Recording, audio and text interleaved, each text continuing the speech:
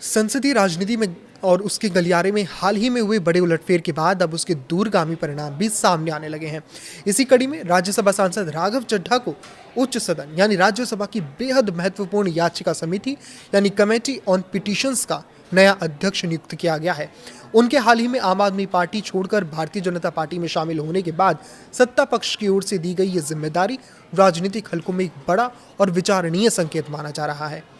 भारत के उपराष्ट्रपति और राज्यसभा के सभापति सीपी राधाकृष्णन ने उच्च सदन की इस प्रतिष्ठित समिति का व्यापक पुनर्गठन करते हुए इसके कुल 10 सदस्यों को मनोनीत किया है।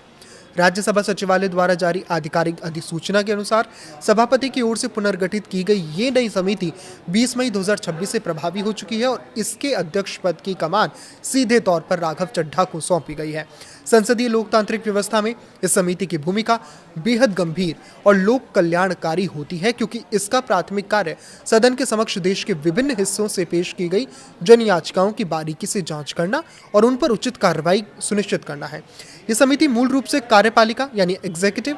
और उसके कामकाज से संबंधित विशेष सार्वजनिक शिकायतों या सामान्य सार्वजनिक महत्व के ऐसे गंभीर मामलों की पड़ताल करती है जो सीधे तौर पर देश की जनता को प्रभावित करते हैं। एक तरह से ये समिति देश के आम नागरिकों के लिए एक सर्वोच्च और औपचारिक मंच के रूप में कार्य करती है, जहां वो तब अपने प्रशासनिक और व्यवस्थागत शिकायतों का वैधानिक समाधान पा सकते हैं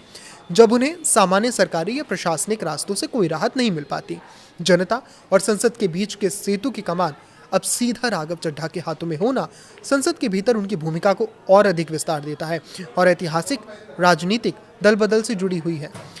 राघव चड्ढा, जो मूल रूप से पंजाब से आम आदमी पार्टी के कोटे से राज्यसभा सांसद चुने गए थे, उन्हें देश की राजनीति को उस वक्त चौंका दिया जब 24 अप्रैल 2026 को उन्होंने आम आदमी पार्टी के 2/3 से भी ज्यादा सांसदों का एक बड़ा धड़ा तोड़ दिया। राघव चड्ढा ने कुल 7 राज्यसभा सांसदों के साथ मिलकर आम आदमी पार्टी को अलविदा कह दिया और तकनीक और कानूनी बारीकियों का पालन करते हुए अपने पूरे गुट का भारतीय जनता पार्टी में औपचारिक विलय करा लिया।